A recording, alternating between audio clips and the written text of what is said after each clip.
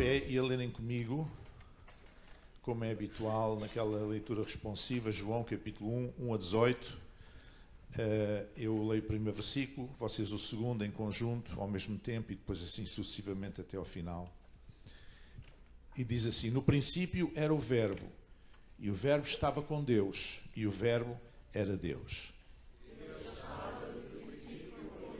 Todas as coisas foram feitas por Ele, e sem Ele, nada do que foi feito se fez. E a luz resplandeceu nas trevas, e as trevas não a compreenderam.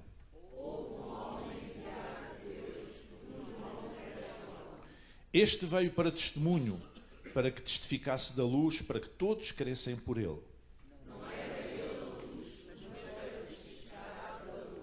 Ali estava a luz verdadeira que ilumina a todo o homem que vem ao mundo.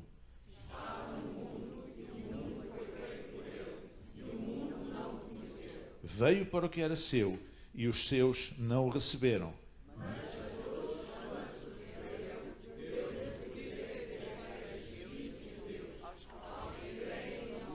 Os quais não nasceram do sangue, nem da vontade da carne, nem da vontade do homem, mas de Deus.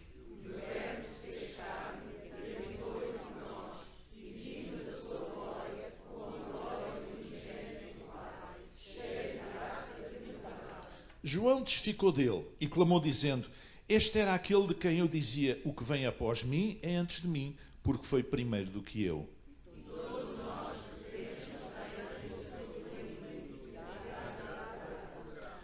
Porque a lei foi dada por Moisés, a graça e a verdade vieram por Jesus Cristo. Agora todos: Deus nunca foi visto por alguém. O Filho unigênito que está no seio do Pai, esse o revelou. Amém. Podemos sentar? Graça e verdade. Jesus foi cheio de graça e de verdade.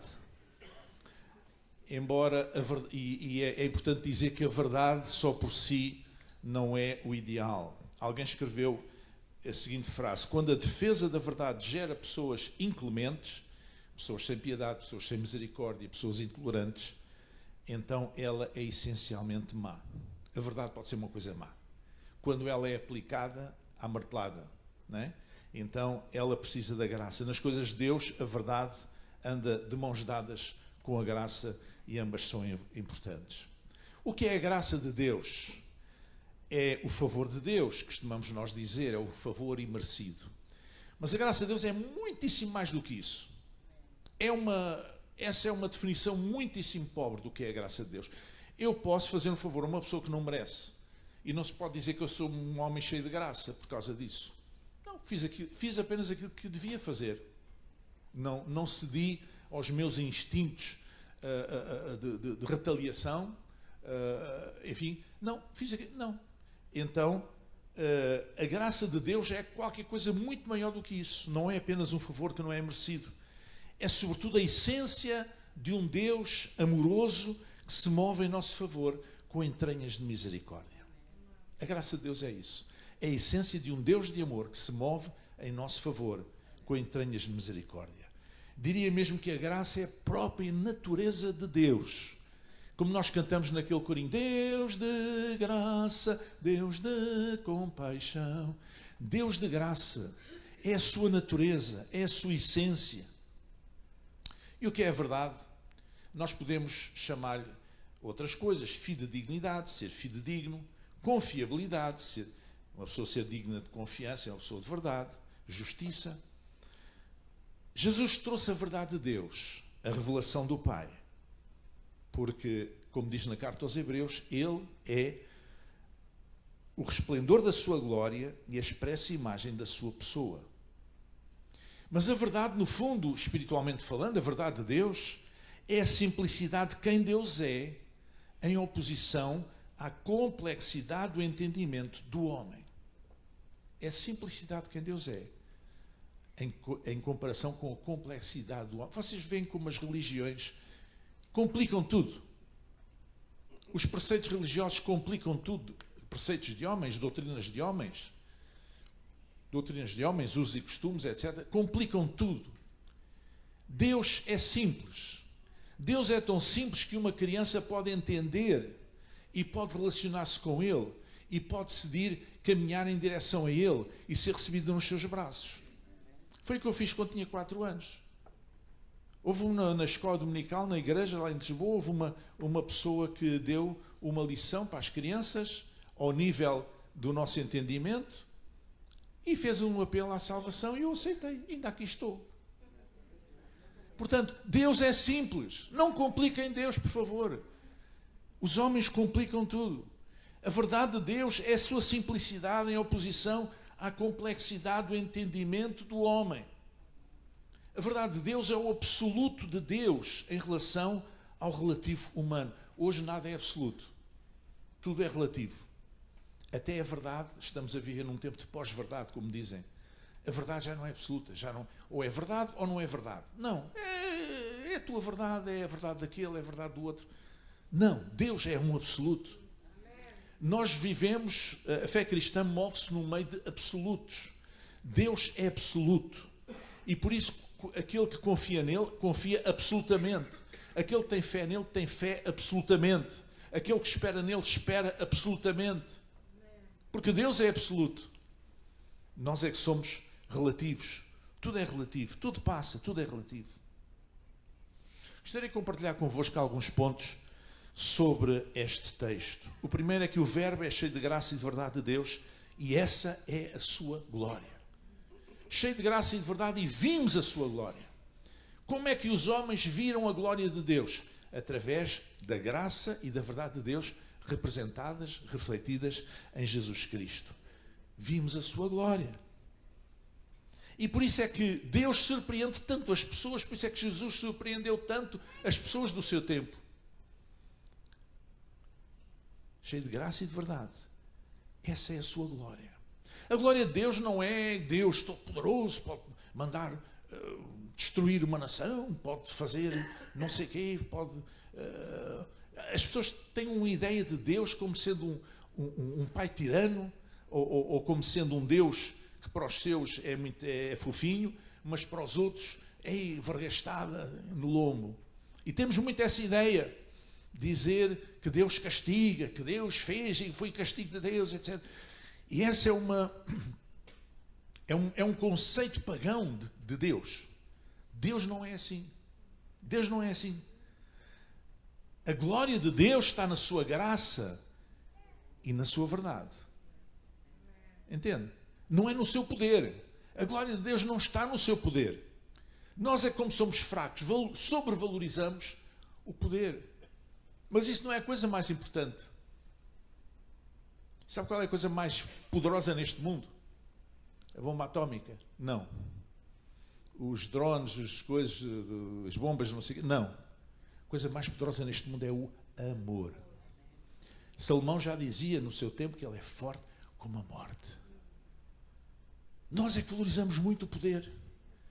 Mas a glória de Deus está na sua graça e na sua verdade.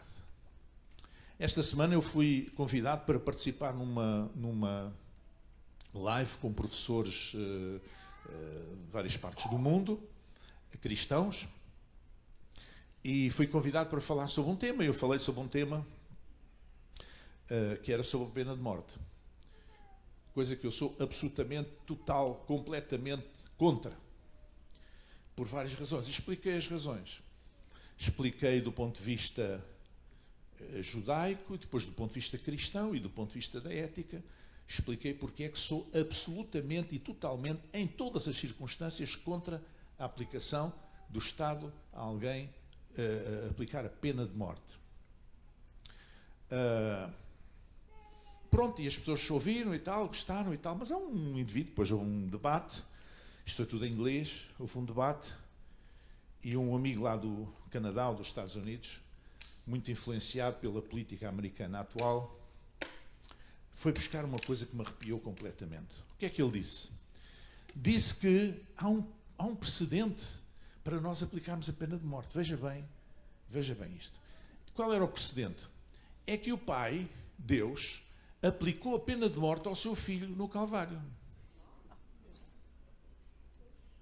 E eu fiquei assim durante os momentos, ele foi falando, depois falaram outros, e eu fiquei sempre, mas será que eu ouvi bem? O meu inglês não é grande coisa, será que eu percebi, será que eu entendi? Mas ele insistiu. E eu no fim tive que dizer, olha, meu amigo, é assim, a morte de Cristo representa vida para a humanidade. Vida e vida com abundância e vida eterna. Amém, irmãos? Amém. A morte de um criminoso sujeito à aplicação da pena de morte não representa nada. Não dá vida a ninguém. As pessoas que ele eventualmente matou não voltam à vida, porque ele foi morto pelo Estado.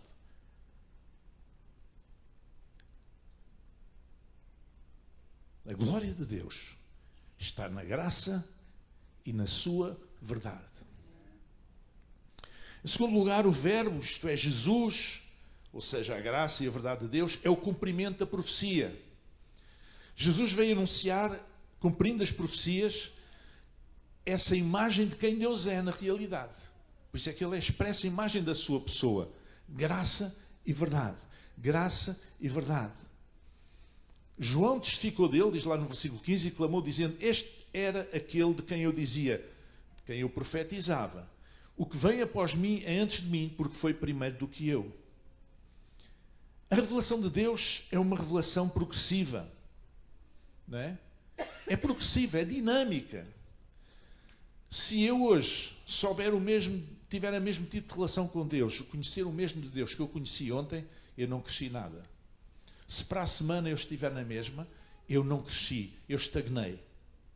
Porque a revelação de Deus é progressiva, é dinâmica. Já a religião é estática. Reparem que a religião muda muito raramente e de forma muito lenta. Os preceitos religiosos, quanto maior for a instituição religiosa, mais custam a mudar. Você não tenha dúvidas nenhumas, daqui a uns anos, os padres católicos vão poder casar. Mas há séculos que não podem. No início podiam. Isso é uma história muito mal contada. Mas há séculos que eles não podem. Mas vão acabar por poder casar. Mas quantos séculos é que isso demorou a mexer? Porque a religião é estática. A religião raramente muda ou demora muito tempo. Mas se a religião é estática, a fé é dinâmica e muda todos os dias. Você precisa mudar todos os dias. Eu preciso mudar todos os dias. Às vezes as pessoas dizem assim, há 20 anos eu converti-me a Jesus. Não, você tem que se converter todos os dias. Esse foi o primeiro momento do encontro com Cristo, do arrependimento, de você reconhecer Jesus como seu Senhor e Salvador. Mas você precisa se arrepender todos os dias, você precisa de se converter a Deus todos os dias. E para nos convertermos a Ele, nós precisamos de o ouvir. Nós precisamos de prestar atenção àquilo que Ele fala. E nós precisamos de aplicar isso à nossa própria vida. O Verbo de Deus, a graça e a verdade de Deus refletidas em Jesus, são o cumprimento profético. Em terceiro lugar, o Verbo contém em si a plenitude de Deus. Mas esta plenitude é partilhada. Diz que todos nós recebemos também da sua plenitude. A plenitude de Deus estava em Jesus. A Bíblia diz que ele tinha o Espírito de Deus sem limite. Amém?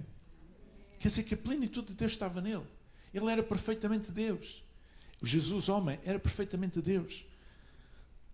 Todos nós recebemos também da sua plenitude. E porquê é que eu digo que essa plenitude de Deus é partilhada a nós? Como diz aqui, todos nós recebemos. Porquê é que eu digo que é partilhada? Porque nós tornámos-nos comparticipantes com Cristo e co-herdeiros com Cristo da graça de Deus, da glória de Deus. Porque nos tornamos participantes de Cristo, diz lá a palavra de Deus em Hebreus 3, porque nos tornamos participantes de Cristo se retivermos firmemente o princípio da nossa confiança até ao fim. O que é ser participante de Cristo? É participante da graça de Deus, participante da verdade de Deus, participante da glória de Deus. Então, essa plenitude é partilhada. Eu não tenho um bocadinho de Deus dentro de mim. Eu tenho Deus. Deus não se divide aos pecados. Já viu a responsabilidade? Já viu a bênção que é? Quando o Espírito Santo fala por si, em certas situações, Quando o Espírito Santo o dirige, porque é o Espírito de verdade que nos conduz em toda a verdade, diz João, quando o Espírito Santo conduz os seus passos, já viu a glória que é, a bênção que é? Você não tem um bocadinho de Deus, você tem Deus dentro de si. É uma plenitude partilhada. E afinal de contas, a lei de Moisés não era a verdade profunda de Deus.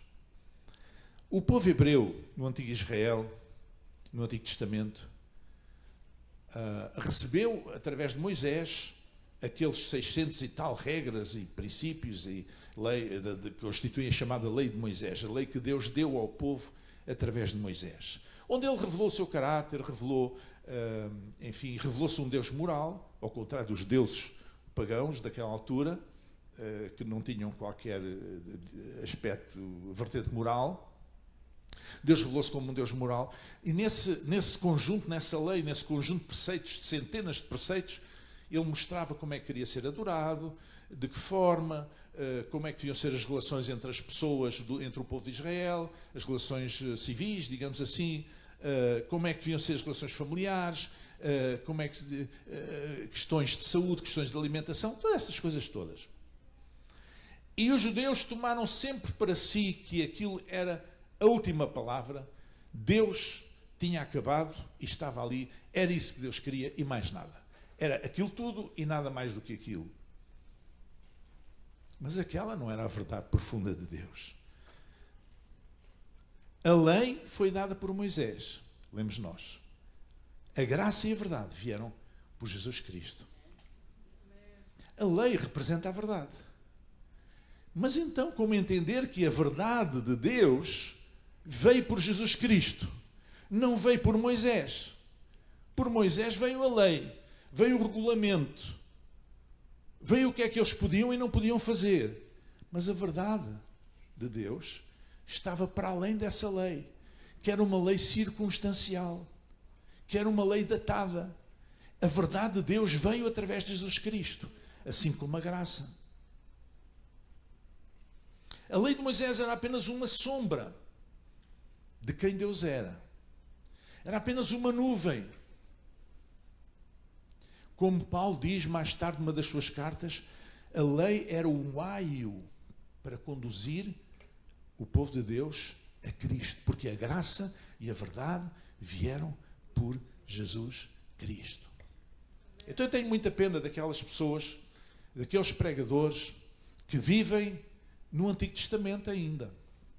Eu até acho que eles nem deviam tirar o Antigo Testamento da Bíblia, deviam ficar só com o Novo Testamento, para não fazerem mais asneira. É? Pessoas que vivem obcecados com a lei de Moisés, obcecados com a tradição judaica, obcecados com a Arca da Aliança, obcecados com o Sofar, obcecados com a Estrela de Davi, obcecados com aquelas coisas com o Menorá, obcecados com práticas judaicas. Não. A verdade veio através de Jesus.